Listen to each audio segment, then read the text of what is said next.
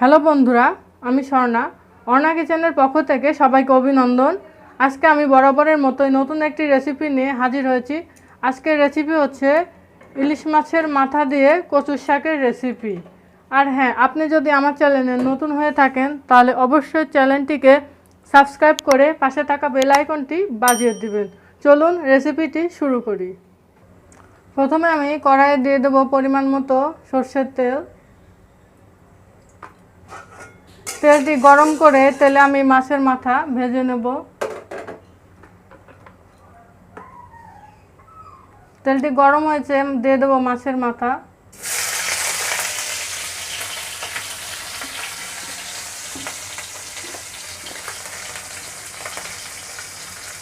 দিয়ে দেবো সামান্য পরিমাণে হলুদ।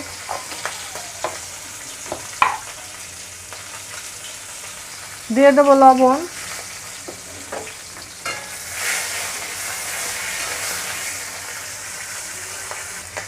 আমার মাছের মাথা ভাজা হয়েছে, এখন আমি মাছের মাথা তুলে নেব।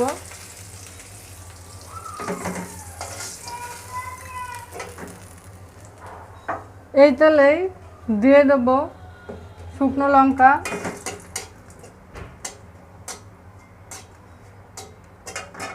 দিয়ে দেবো পাঁচফোড়ন,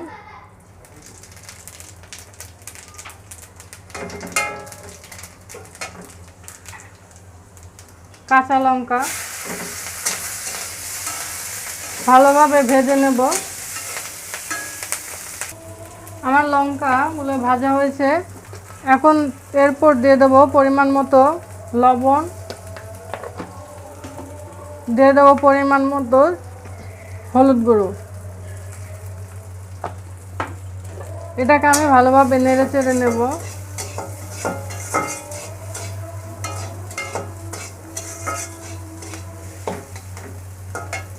তো এখন দিয়ে দেবো আমি আগে থেকে সিদ্ধ করে রাখা কচুর শাক।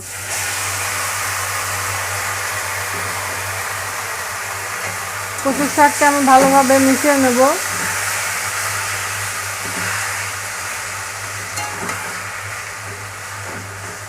তো আমার ভালোভাবে মিশানো হয়েছে, এখন আমি অল্প জালে কিছুক্ষণ এটাকে রান্না করে নেব, যাতে এই শাকের গায়ে থেকে জলগুলো শুকিয়ে যায়। আমার শাকের ভেতরে জল শুকিয়ে যাচ্ছে, এখন আমি দিয়ে দেবো ভেজে রাখা ইলিশ মাছের মাথা। ভালোভাবে নেড়ে চেড়ে আরও কিছুক্ষণ আমি রান্না করে নেব।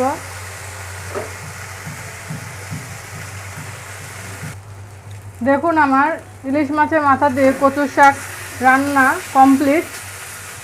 এখন আমি এটাকে পরিবেশন করে আপনাদের দেখিয়ে দেব। দেখুন, আমার কচুর শাক রান্নাটি কত সুন্দর হয়েছে। এই ইলিশ মাছের মাথা দিয়ে কচুর শাক রান্না অনেক প্রাচীন একটি রান্না, যা বর্তমানে ধরতে গেলে প্রায় উঠেই গেছে।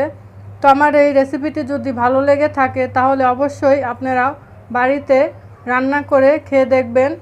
আর আমার চ্যানেলে নতুন হলে চ্যানেলটিকে সাবস্ক্রাইব করে পাশে থাকা বেল আইকনটি বাজিয়ে দিবেন। সবাই ভালো থাকবেন, সুস্থ থাকবেন। ধন্যবাদ।